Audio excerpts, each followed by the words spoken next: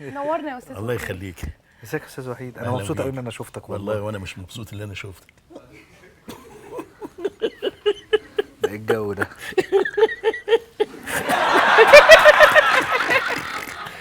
ما تزعلش يا اخي.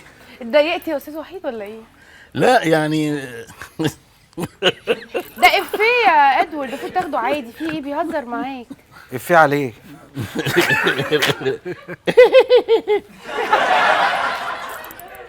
ايه البدايه دي؟ ايه حكايتك؟ ده انا مستني ان انا هيقولوا لي حلقه مع الاستاذ وحيد سيف والفنان وحيد سيف. وايه يعني مالها؟ ما حلقه تشرفك يعني. طبعا طبعا. ايه ولا ايه؟ ايه؟ طبعا شرفني طبعا. ايوه كده، خليك حلو كده اشتغلتوا مع بعض في حاجه يا استاذ وحيد؟ لا ما يشرفنيش. ما حصلش. معلش يا اخي، انت كل حاجه واخدها بنظره كده. امال واخدها ايه لحضرتك؟ لا يعني تهزقني واضحك ولا اعمل ايه؟ انا مش ايزي. فاهمك. الله ايزي ايزي يعني، هي خليك دي. كده ايزي وخليك حلو خليك زي ما بتطلع قدام الناس كده، ظريف وحلو. تقييمك ليه ايه ككوميديان يعني؟ ككوميديان؟ انا اسفه. ككوميديان؟ ايه الاهانه دي؟ دي اهانه ما تقولي كوميديان، اهانه للكوميديا.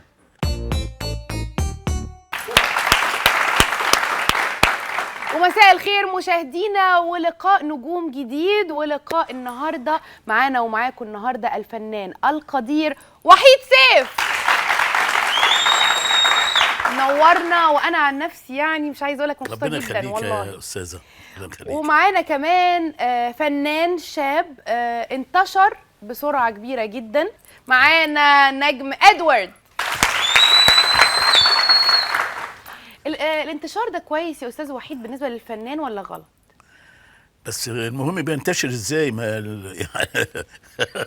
والله العظيم انتشار ايه وبتاع ايه؟ انتشار ايه؟ كان عندكم كده في السينما؟ هو ادوارد منتشر؟ مش منتشر. هو اكيد حضرتك بتتفرج على الراديو بقى. ويا ريت، انا مش لاقيك في الراديو حتى.